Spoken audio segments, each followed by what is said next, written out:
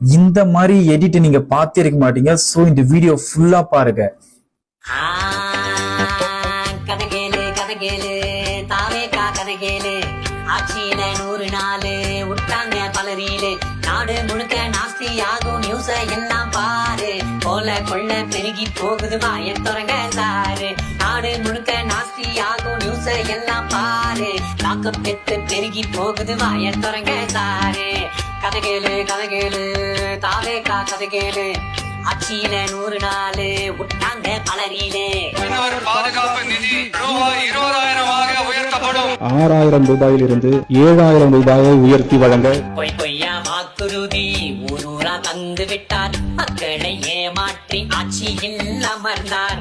வீழ்ச்சி போடும் கூட்டம் ஒண்ணு தமிழ்நாட்டை சிதைக்க தப்பிக்க வழி இல்லாமல் மக்கள் எல்லாம் துடித்தார். கலெக்டர் அக்கா நீங்க இதெல்லாம் போட்டுட்டு பெருசுப்படுத்தாங்கக்கா. புசியன் விஜயன் சொல்லி ஒரு வேலை வாங்கி கொடுத்து சரி பண்ணிடலாம். சரவணன் என்கிட்ட தொலைபேசியிலே சொன்னாரு. அண்ணனின் பேரை சொல்லி பெண்களை அழித்தார். குழந்தைகள் கூட சீரழித்தார். போதை பொருட்கள் பள்ளியில் பெருக தடுத்த மாணவனை கொன்றாரே. பவுடரை மருந்தென்று போனில் மேல் தூவி கரண்ட் பில்லை ஏற்றி வதைத்தான் பாவி.